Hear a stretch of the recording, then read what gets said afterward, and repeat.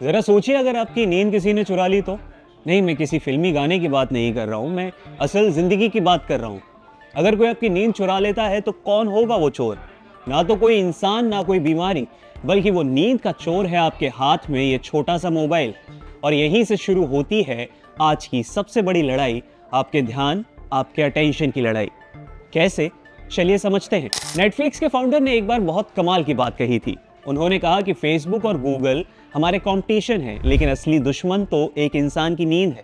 क्योंकि नींद ही वो इकलौता समय है जब किसी एल्गोरिदम का आप पर जोर नहीं चलता। बाकी पूरे दिन आप जाग रहे हैं तो कोई ना कोई ऐप आपसे आपका वक्त खींचने में लगा ही रहेगा। आज सारी सोशल मीडिया कंपनियों का एक ही लक्ष्य है, किसी भी तरह से आपको अपने ऐप से चिपकाए रखना। इसके लिए ये कंपनियां दुनिया भर के सबसे तेज दिमाग, बेस्ट स्ट्रेटेजिस्ट और अटेंशन इंजीनियर्स को हायर करती हैं। उनका काम है ये समझना कि इंसान कब, कैसे और क्यों रुकता है, और फिर उसी हिसाब से ये ऐप डिजाइन किए जाते हैं। पहले हम दोस्तों से मिलने जाते थे, मैदान में खेलते थे, अगर लाइन में खड़े होकर इधर उधर देखते थे तो वॉशरूम में बैठकर सोचा भी करते थे।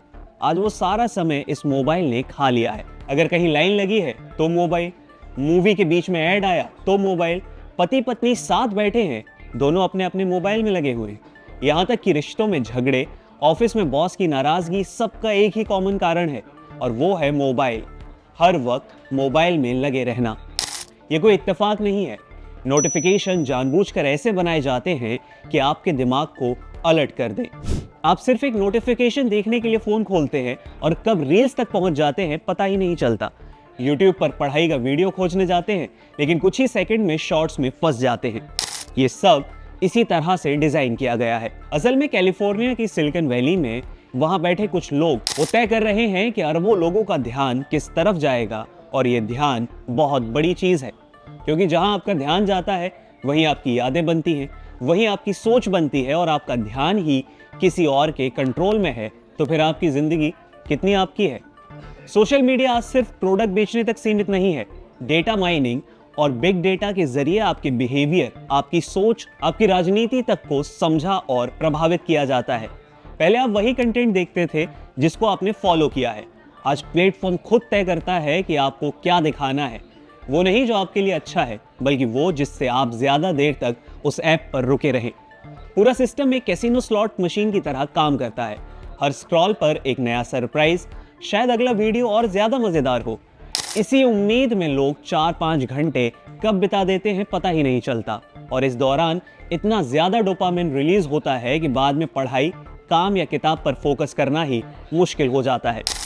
राजनीति में भी इसका असर खतरनाक तरीके से दिखाई देता है। अगर आप राइट विंग के हैं और वैसी सोच रखते हैं तो आपको ज्यादातर राइट विंग का ही कंटेंट दिखेगा, और लेफ्ट विंग के हैं तो लेफ्ट विंग का। इससे लोग अपने विचारों में और भी ज्यादा कट्टर हो जाते हैं, और बीच का रास्ता पूरी तरह से गायब हो जाता है। फिर जब अलग अलग खेमों के लोग किसी न्यूट्रल प्लेटफॉर्म पर मिलते हैं तो टकराव, गुस्सा और नफरत बढ़ती जाती है। ये पोलराइजेशन सोशल मीडिया कंपनियों को सूट करता है, क्योंकि आउटरीच ज्यादा एंगेजमेंट देता है। इसका सबसे बड़ा उदाहरण है कैम्ब्रिज एनालिटिका स्कैंडल। 2018 में खुलासा हुआ कि फेसबुक ने करीब 50 मिलियन यूजर्स का डेटा कंपनियों को बेच दिया था।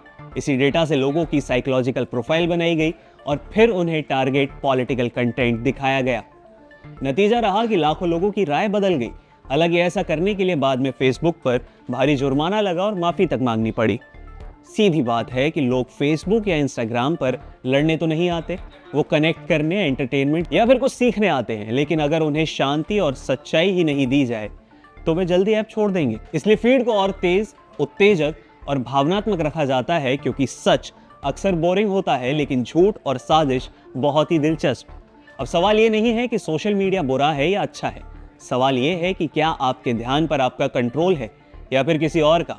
क्योंकि जिसने आपका ध्यान कंट्रोल कर लिया उसने आपकी सोच, आपकी यादें और धीरे धीरे आपकी जिंदगी को भी कंट्रोल कर लिया।